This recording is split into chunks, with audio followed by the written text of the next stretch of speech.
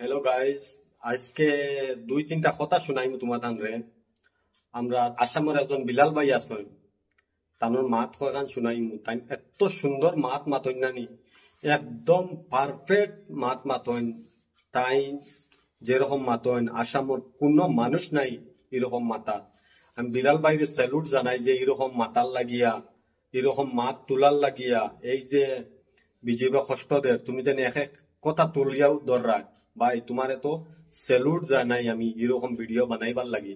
আর তোমার আগে আরো বাড়ো, আমরা তোমার লগে আছি, তোমার সাপোর্ট করমু। বিলাল ভাই তুমি আগে আরো বাড়িয়ে যাও, আর এরকম এরকম দুশ্মন হলরে ডাইরেক্ট মুখের উপরে জবাব দেও। আমরা বিলাল ভাইয়ের মাত শুনো, তুমি তাই শুনিয়া কইও কিরকম হয়েছে বিলাল ভাইয়ের মাত।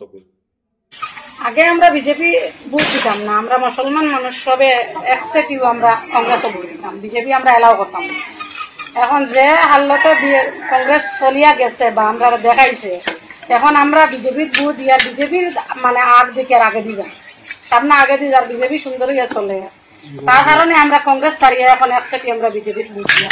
ওইরকম মাই বিজেপি সুন্দর হইয়া চলে, এটা মানে মেম্বার বনার লাগিয়া মানে আর কি তারিফ করতায়। আমি সারা বুধবাই আর নাইলে মুসলমানের ঘর তুমি জন্ম লইয়া যে সরকারে দুনিয়ায় জ্বালাইয়া খাইলা, হো সরকারটা করায় বালা করে, তুমি আসলে মুসলমান না। খারাপ পাই না মাতে চাষি, তুমি আমার মার বসে হইতে পারো, তার বাদেও না মাতিয়াইতে পারা যান না। অতালি মাতি আর দুই চার খান কইমু, যদি ভাল লাগে না তাইলে আমার মাফ করে দিবাই, কিন্তু না কইয়া পারিয়ান না। তো মা কইলে হয়তো চাষি তোমার মানে মেম্বার বনার শখ, তোমার যদি মেম্বার বনার শখ থাকে তাইলে কো, আমরা তোমারে মেম্বার বানাইয়া দিলাইব, কিন্তু এটা বেইমানি মাত মাতিবাই না। বিজেপি সরকারে যে নত সুন্দর করে কইছো, খানো সুন্দরটা করে, আসামর গরিব গুড়ারে মারিয়া জোরনার করে গড়দাইর বাঙ্গে অত সুন্দর নেই। এর বাদে মুসলমান দেখতে পারেন না, আরো মুসলমানের বেটি, অত তুমিও একটা মুসলমানের বেটি। ও সারা মুসলমানের বেটিরে কইল হুরতাইন জন্ম দ্বারা মিশিং হইলা মুসলমানের বেটি, আর তুমি আইজ করায় বিজেপি ওলা সুন্দর বিলে সুন্দরে চলে না নি।